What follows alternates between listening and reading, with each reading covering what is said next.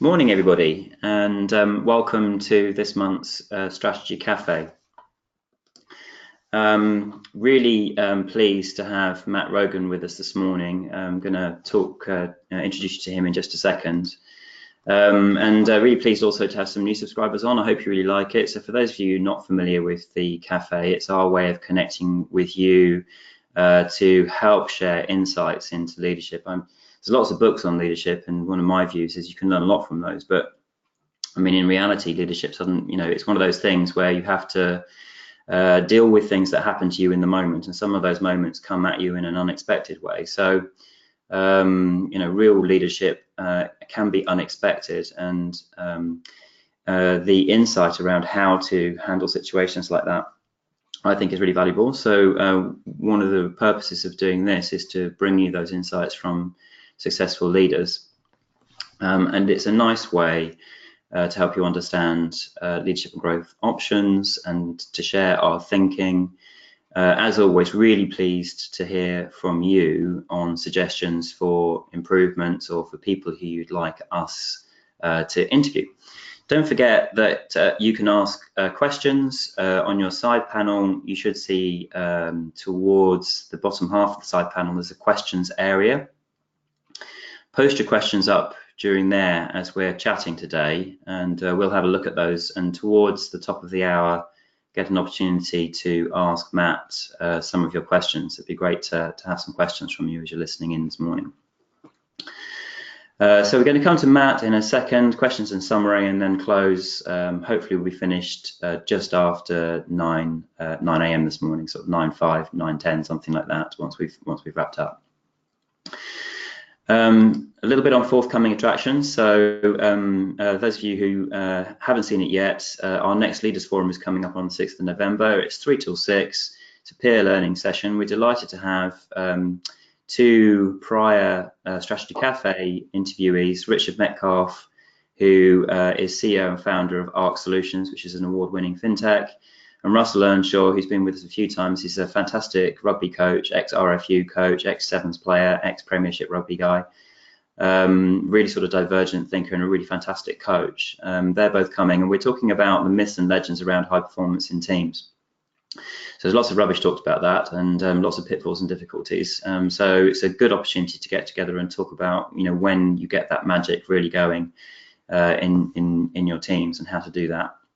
There's some very experienced people coming to talk to us about it, so it should be really good fun. And then we have networking and drinks from 6 onwards, somewhere nearby. So that's 6th of November, 3 p.m. It's down at Monument. You can find details on the website. It's £95 to come for the afternoon, which I think is a snip if you're not a client. If you are a client, then it's included in your fees, so you can just register and come along. And then November Strategy Cafe, we're really delighted to have Dr. Hilary Lindsay coming up, former president of the ICAW, and she's going to be talking to us about insights into how professionals need to change their approach and the bodies need to change their approach to lifelong learning, in this kind of world where everything is changing all the time, and it's difficult to understand what in the next 5 or 10 years being a professional is going to be. So really exciting, and she's got some fantastic insight into that. So, welcome, Matt. Thank you. Thank you for having me. Good morning. Maybe tell everybody a little bit about you. Good morning. Well, so my career, I guess, has been sadly, about 22 years in the living. So I graduated from Cambridge at 21 with a degree in languages, and I've spent 22 years really trying to work in things that I would call passion industries. So I spent a bit of time working in music, a bit of time working in sport, and now come back to sport. And really applying what I learned firstly on a football pitch, and we'll come back to that, but also learned in the early stages of my career, which was working in strategy consultancy, but working on heavily branded, deeply unprofessional sports and media and entertainment businesses. So I guess what characterized my career really today has been trying to help heavily branded businesses put a bit of structure and focus and leadership into their organizations to be better performing on the balance sheet and on the P&L, as well as on the pitch and on the stage. Fantastic. So the reason we connected, just a bit of the backstory, is there's a wonderful lady that coaches for us called Katerina Gould. She's a really, really amazing coach, and I think her son came to work for Two Circles. That's right. That's right. So Two Circles is a business I co-founded in 2011. So just over 7 years ago now. One level it feels like 7 weeks. Another level it feels like about 70 years. And Johnny joined us a short while ago as one of our analysts, and Two Circles exists as a little bit like my whole career has existed, really, just to help sporting organisations, and entirely sporting organisations, so not sponsors or anyone or players or anything else, help the clubs, the teams, the leagues put more science and evidence into the way they make decisions, and in doing so, hopefully become more successful off the pitch. Goes on. Yeah, fantastic. I know. So he was, I think he loved it, and he found it a really empowering and inspiring environment. So she said to me that I should connect with you. I thought it was really interesting. So when we first started to chat, we kind of kicked off with this point about disruption. I just thought it was really curious how you came to create the concept of Two Circles through the experiences you'd had and this idea of being disruptive and not being disrupted, which is a great line, really. But and from a strategy point of view, it's really interesting how many of the clients and listeners out there have a business model which is clearly designed to be disruptive. I just thought maybe a great place to start would be just to explain what you mean by that. What does it mean to be deliberately disruptive? Well, I guess to start with this context, so I was at MTV for 4 years, and I was at MTV in 2003 when we had a cracking business model. We didn't pay for our content because the labels gave us our content for free. Advertisers paid to put their advertising around our free content. The Skies and the TV networks paid for us to supply our content we hadn't paid for, and advertising we charged for onto their networks, and kids paid to have our brand on their t-shirts. It was a perfect business model. And then in 2003, I was running the sponsorship for the Europe Music Awards as iTunes launched. And over the course of 6 months, just saw our purpose, really, as a definer of music taste and a cultural centre for a generation of youth sort of slowly dissipate. And so I'd seen something I was passionate about lose its mojo, really, at MTV. And I guess as I was coming back to work in the sports industry, and what I noticed was sport was beginning to lose some traction too in the world of data and digital. It was 8 years, 10 years later, but it was making a lot of the same mistakes. I'd been with my daughter and my son and my wife to watch a sports event which will go nameless, and they hadn't picked up the fact that we had 2 young children. And so we were in a car park miles from the stadium as it poured with rain. They knew we had a pushchair and they put us in the middle of the road. Yeah, we were completely the other wrong end from the everything that had been put on for kids. And it just felt a bit of a disappointing experience, sort of top to tail, really. And we sort of said, well, this feels like an unsustainable experience. This feels like something that sport continues to do this to kids and young families, then it's not going to have much of a future, because cinema has cracked it, and cinema has given us an experience we actually want. And we took that formative experience, and after a couple of bottles of wine and meeting an extremely talented guy, our co-founder, decided to set up Two Circles. And the premise of the business from day one was we want to change the game for sports marketing. That was our vision. That was what we put above the changing rooms, if you like. And so we don't want to just be another agency that exists in the sports space as is, where decisions are made really because they're the way things have always been done. Sports marketing haven't really changed for 50 years in terms of the way in which it operated. We wanted to help sport be fundamentally better and more evidence-based and more customer-focused than the way in which we operated. We wanted to use big data to do that, pick up the clues that we'd given the sporting event that was a bit disappointing that we'd been to. And And it was really wanting to do something as bold as that made us really think hard about um, how we were going to build our business differently to achieve a different outcome to the way in which sports businesses have been built for the 50 years preceding. So it was disruptive in its core, really. Fantastic.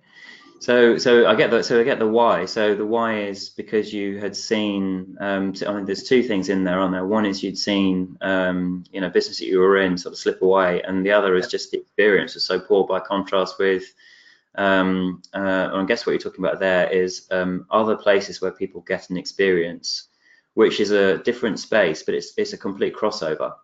But ultimately it's the competition Yeah. with a finite amount of leisure time, and those large computers, or increasingly small computers that go in our pockets, more challenges around our leisure time. So sports competition in the brave new world, and what's disrupting sport and likely to change sport, was as much Netflix and Vue cinemas and appointment to view retail concierge services as it was, another football team or another cricket team down the road. Yeah. I get that. So one of my other clients has been thinking about this for the last sort of few years in terms of logistics, and the actual space they're in is very sort of archaic, and the experience there is archaic. But he realised early on that people's experience expectations were being really radically overhauled by modern retail. Yeah, Online. absolutely. And so their expectations were just shifting, and there was an opportunity there to do that in his industry, which is again very disruptive, I think. And I think from us, it was so we were, what came with the fact that sports marketing hadn't changed for 60 years, since the days of Mark McCormack was the guy that started managing Arnold Palmer and Jack Nicklaus and set up IMG. What came with that was the fact that the industry was quite ripe for disruption. So talent was a big washing machine, so there was no recruitment of talent from outside other industries. It was a very, very insular space. And because the market size was finite in that world, it was a lot more about pinching other customers and thinking about client acquisition as opposed to client retention. Just some sort of fundamentals that we thought it needed shifting. So we've done a few things I would hope to, in terms of our model, to try and think of it differently. So, for example, I think we have, I should know this, I think 149 people today around the world, and less than 10% of those have been recruited from working in other sports, which seems radical, but actually, if sports traditionally been pretty poor at the service that you provide, why would you hire people from sport? We found some great people in theatre. We found some great people in retail. We found some great people in, just trained in hypothesis development, structured thinking, consultancy with a real empathy for our space. But we've had to fish in other ponds from a talent perspective. We've had countless people tell us, you're mad because you only work for the clubs and the teams, and actually it's the broadcasters who broadcast the content, and the brands who sponsor the content who are the real ones with the money. But we were clear from day one that we thought, as the world of data and content changed, power was going to go to the rights holders, number one. Number two, you sort of only know you've got a strategy when you say no to things. So we were really clear that we were fine with having a niche. We just wanted a niche in a lot of places around the world, as opposed to trying to be generalists too early. And I think we were, because we looked for talent in different places, we were also sort of fairly disrespectful, but in an appropriate way, I would hope, of experience. By which I meant we were much more interested in mindset of people who could potentially join us, who were both, and the ones who've really flown in our business are those who've managed to find who can switch both right and left side of the brain on simultaneously. So they can look at a set of numbers and spot the three that look interesting or different. Not really sure why, but spot the ones that look different. And you can do that whether you've got a geography degree, a history degree, or a degree in physics.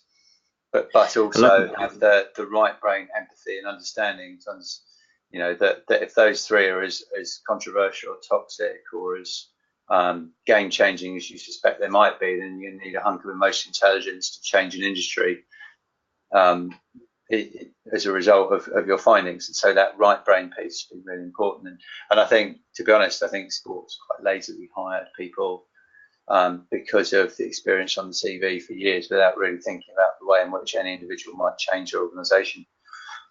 Yeah, I love that. I think that's so. There's two bits there which I think are really brilliant and bold. So I picked up your phrase. You only know you've really got a strategy when you start saying no to things. I think that's really clear. Really powerful phrase. And then The quicker you're growing, the more difficult that becomes. Yeah. You just sort of get blinded by opportunity, and that's why actually saying no to some things at the right time in the right space has been really important for us. Whether it's because it's not been our strategy or we've just been too busy, because the other thing that I didn't get to that's been fundamental to our model is an existing client first philosophy and focusing on client retention above everything else. So we currently work with 91% of clients we've ever worked for. Yeah. And that's what's driven our growth fundamentally, as opposed to getting excited by the next big thing and the next big client around the corner. I think these are fantastic ideas, and it really focuses you on the customer. I'm kind of interested just about this data and digital slide, which is up. So you talked about using that as part of the core bit of the model. So far we talked about people, the way people are, how they think differently, coming from different spaces into this space. So bringing ideas and insight and experience from different spaces. But this is fundamentally about data. So perhaps away from people, but must still be about people. And I know data and digital really is just a tool for people, but how have you used data and digital? How's the model changing? How is this disruptive? So traditionally, you switch on any football match now, for example, or any cricket or rugby match, and you'll see people with logos on their shirts wandering around a bit of green with logos around the side of the pitch. And sport traditionally has existed on this sort of strange currency of theory around how many people saw the logo, and indeed that seeing the logo makes a difference. Theories of data from barbers, how many people are actually watching, as opposed to knowing how many people are watching, which are extrapolated from surveys of people who have set-top boxes, which incidentally isn't many. And I guess the world of data and digital changes things because you know. So, for example, we might know for one of our clients, let's say they're sponsored by an automotive sponsor, we might know how many of our client teams customers have an automotive of a certain brand. We might know based on when they acquired that car when they're most likely to buy another one. We might know how close to dealerships they live, and we might know what their level of loyalty is with the club that leads us to concur how you would best activate that sponsorship for a brand in a way that feels congruent and value add to the fan, as opposed to just slapping a logo on the side of a football pitch. So data and digital fundamentally just gives you more intelligence to help you be more intelligent in the way in which you engage with a customer. So in and of itself, they're just tools for smart commercial thinking. They're not the product. And so for us, our people are our product, and the data and digital enables our people to be effective. But it isn't. It's just like, I guess, with a coach, who might have a coaching framework or a coaching model. The person who makes the difference is the way in which the coach engages with their coachee. It's exactly the same. Data and digital is just the framework that we use underneath. But our people walk into our clients and hopefully make a difference and upskill them to be more effective at what they do. I completely get that. I've got a cracking question coming about that, so we'll come back to that a little bit later. But I just wanted to move on to talk a little bit about leadership. For me, one of my favourite phrases is that strategy really is about communication. If you think you're communicating enough, you need to up it by at least 100 times. And I love this. This is I think these are sort of broadly what you said to me. So how do you cut through the politics of an organisation as it's growing? Tell us how you do that. So I guess So I worked for the NBA, US Basketball League, and I worked for MTV, and I had a great time, both of them. They're both quite big American businesses, though. Um, and inevitably, whether it's politics or whether it's just miscommunication around the pond, there's just quite a lot of noise in bigger organisations, in my experience. And we had no excuse because it was our organisation. And I'd always found the noise, maybe it's politics, to be frustrating and unhelpful and unproductive. And so building my own organisation in the sense of not having no excuse, but to eliminate that. Yeah. And also a context of, given what we did and given we needed to be quite disrespectful experience, the average age in our company was quite low. So I think our average age of our employees today is about 29. Yeah. So we had no option other than to build a very flat organizational structure. And the little things we did to support that were having not only an open door policy, which is fine, but an open diary policy. So anyone in the business can see what our management team are up to at any one point, can book time in with us. And also we were just remorseless on the frequency with which we look to communicate across the business. Yeah. And communicate in different platforms and different fora. So we have things like team strategy and just team connection days every 6 weeks. And we did that because the team was growing so quickly, they didn't know each other, let alone have an effective, productive working relationship with each other. We co-created our strategy every year. So set the direction as a management team and then engage the company in setting the company objectives every year, which we did on a simple balanced scorecard. And then everyone in the business set their own objectives underneath the balanced scorecard structure as well. We also have something called the weekly podium, which I think is approaching its 260th Friday night email, which is basically just an update from one of the senior management team on things going on across the organisation. Yeah. And the most important part of that is the final part, which is things going on in the business you didn't know about, but you do now. Yeah. Yeah. So that might be, and they're things that as a management team, you might look to conceal, but you wouldn't necessarily proactively look to share. Yeah. So somebody's had a baby, somebody's just resigned, we've hired somebody new and they're joining in 6 weeks' time. WPP share price done this or done that, and this is our take on it. All sorts of different things that hopefully just creates a bit of a sense of openness across the organisation. I think it's really powerful. Yeah, and it sounds like you're sort of you've built the business really around that transparency. One of the things we talk about is the yin and the yang of people, and the yin being like an emptiness or a space. And I always feel that if you leave a gap, you don't communicate into a gap, then that space gets filled up by people's sort of rumours and worries and anxieties. So a very simple thing. So we're a limited company, which means every year our accounts go in company's house. Yeah. It means every year there are an amazing number of people, probably about 20% of the employee base, either their parents or they themselves will look on company's house and sort of get a sense of how much profit we're making, how much shareholding directors have, blah, blah, blah. And you can either just sort of hope nobody looks, or you can just make sure that nothing in that is a surprise. Yeah.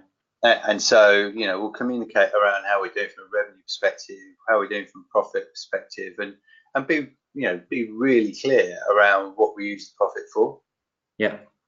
So some of that profit, we need about 2.5 months worth of salary coverage in the business in terms of cash, and we need that in order to grow. And so we use that and just kick it forward into next year's balance sheet. Just simple things which have two benefits. Firstly, just stop rumors. Yeah. And that's just by openness, because often leaders do have great answers to tough employee questions. They just hide from giving them. Number one. Number two, it teaches them to be leaders one day too. Yeah. Gentle subliminal teachers to help the professional service business actually operates is really powerful, in particular because if you get that bit right, then they start to make smart decisions themselves, given they have more organizational content. So we try and be as as open as we can, and occasionally it's fitness in the bum, but not very often. Yeah. Again, I've got another great question come through on that, so I'm gonna come back to that later. But just wanted to kind of get to the root of it all. So we were chatting about your sort of where your gut for leadership originated, and I was quite interested because you took it all the way back to, I know there's been things, mentors and significant people, but you took it all the way back to your first experiences in school sports.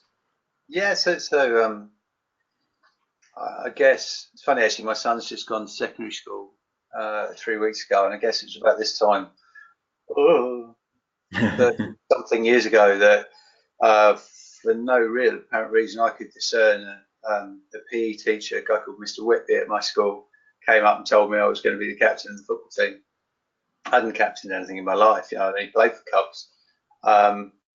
And that experience over the course of 5, 6, 7 years of captaining that team, and really just, being accountable for choosing or not choosing your friends as opposed to people who are the most capable in that organisation, capable to play a role. Trying to give a team talk age 13 after you bombed out of the county cup to a side you should have beaten in your sleep. Trying to balance being a good captain with getting the work done that you personally need to get done, which for me was French and German homework, all those kind of things. I just, I guess, developed purely through captaining for Mr. Whitby as an innate sense of what good leadership looked like.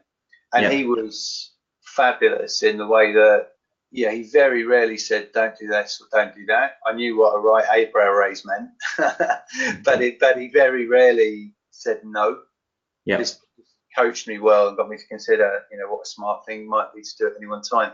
And then what I've really found, in particular, I was a organisational development coaching business called Lane 4 for a number of years, and got to know the theory of leadership development, learning development in quite a lot of detail.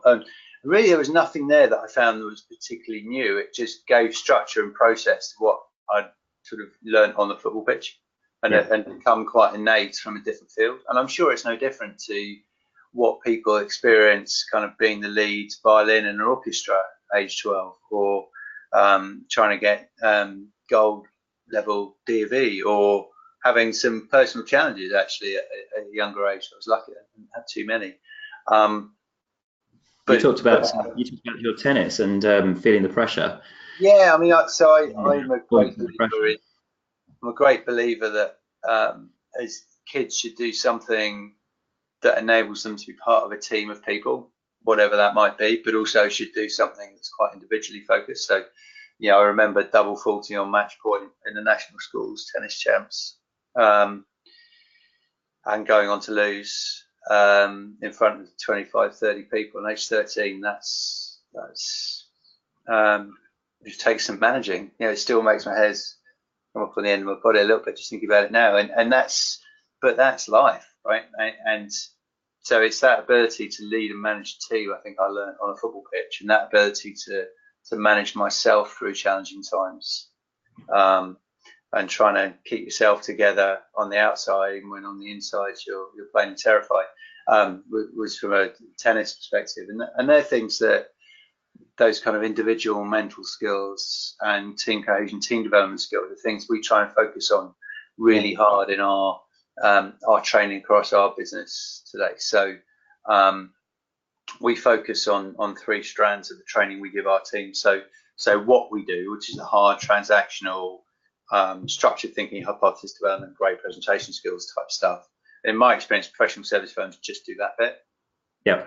They do that bit really well, but they just do that bit. So that's the what we do. Then there's the how we do it, which is sure being, leading a professional service environment, handling tough conversation, things at a senior level, but also being a great line manager.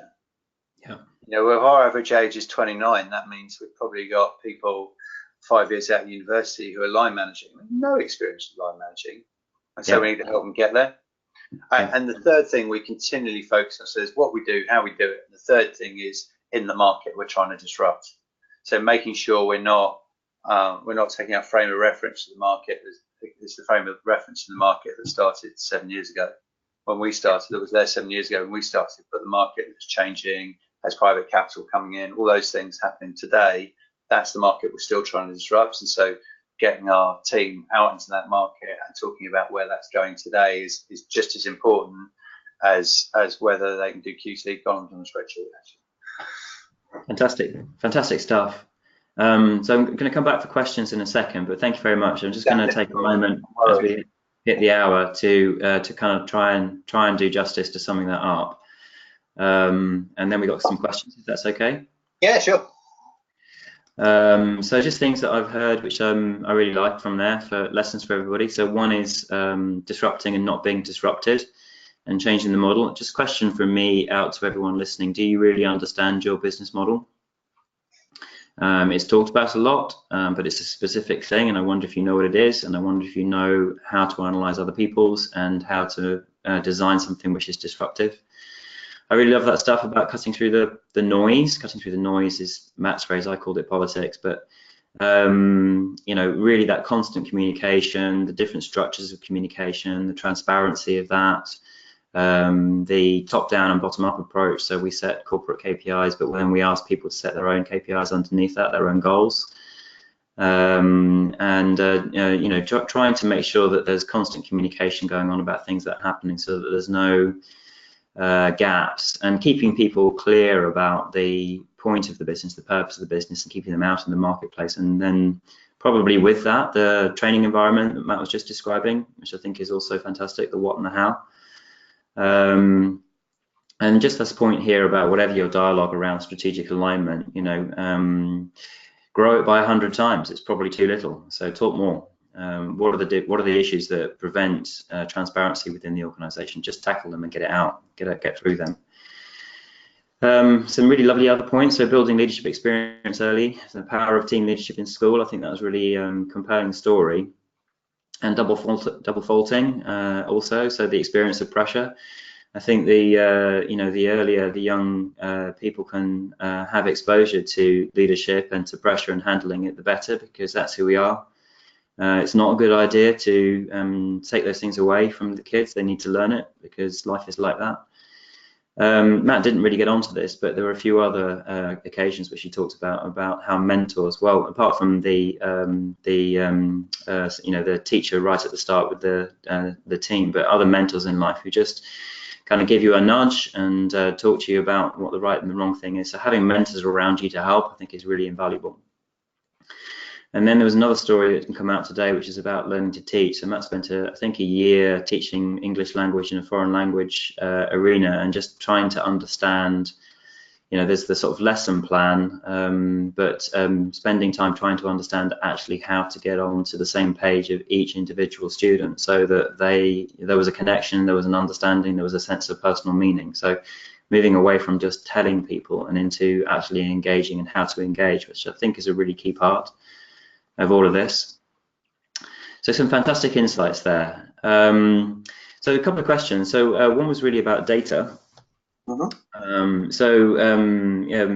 idea of big data, you know, has been around for a few years now, and you talked a little bit about the moving away from assuming and getting into knowing, which I thought was a really nice way of putting it. One of the current trends is about immediacy, and questions come up about augmented in sports. Where are things going in terms of being able to see live data? Do you have experience of that as well? Is that starting to come through? So immediacy. So in our experience, a lot of the work we do is selling access to something in a point of time. So for example, selling a ticket for a football match, or trying to help customers go and have a test drive at a dealership or a sponsor of somebody's of a sports team. And in that environment, once engaging with the sport or the test drive, whatever it might be, we're reticent to do too much that takes away from the primacy of that experience. Yeah. Okay, so actually, if you look at things like the uptake of second screen sports statistics at a live sporting event, it's really quite low. In the hospitality boxes, for example, if you have somebody's connected this many passes and this, that, and the other, actually it's quite low. Half time it's much higher, but live Right. and in the moment with an experience that's as emotive as a live sporting event, it's quite low. There are certain sports for which that is different. So, for example, something like a test match cricket, we might be there all day, or cycling, where actually you might be there all day, but then the talent visits round 3 times and it's more of a broader experience. You're trying to connect in the day. So immediacy of available data and the importance of that and a live sporting spectacle changes depending on the sport. Yeah. Sports, nevertheless, though, they're relatively small businesses.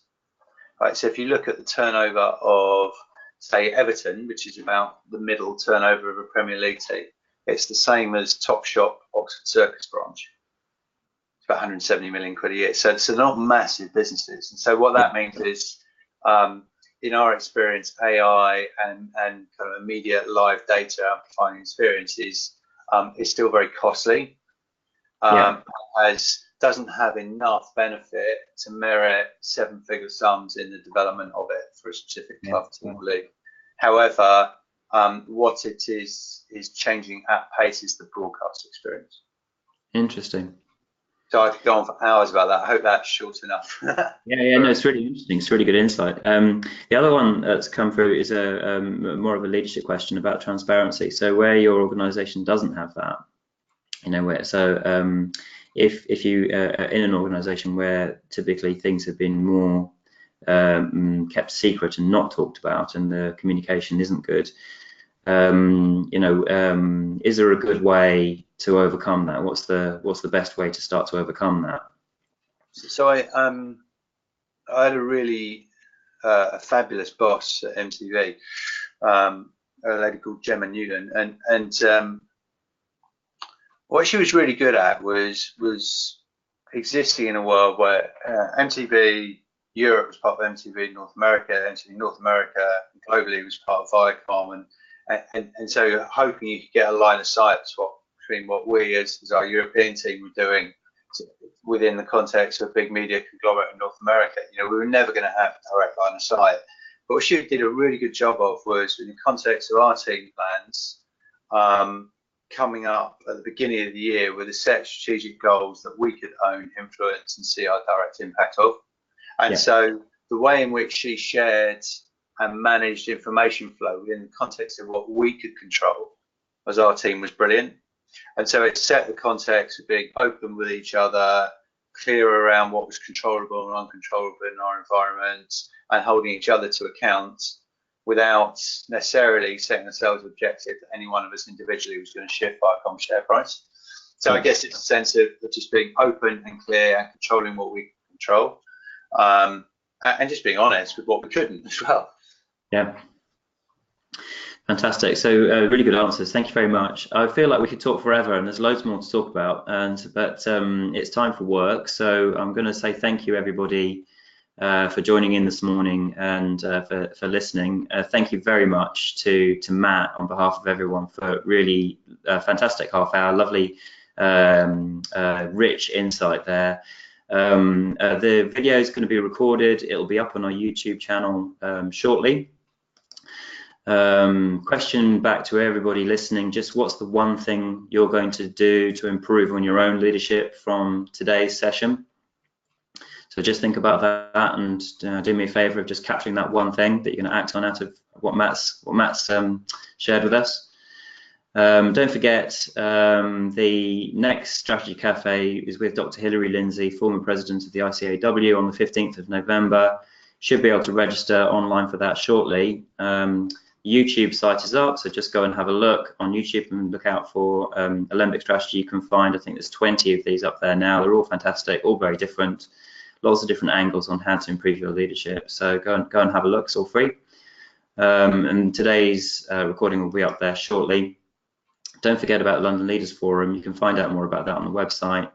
and just get in touch if you're interested to come along or bring some of your team along. Fantastic peer learning session and a chance to get a little bit deeper on some of these issues. Just for that, we're taking some of the fees from those sorts of things and giving them to our chosen charity, which is about children's wellbeing in schools. A fantastic charity called Place to Be. A little bit there about our Sober October. So at the moment we're all off the drink for October, and if you think that's a good thing to do, you can give us a couple of quid. There's a link here which is up on our website to just support Place to Be. Thank you all very much indeed for listening. Really lovely to have you on the show this morning, and look forward to seeing you all next time. And thank you very much to Matt. Thank you.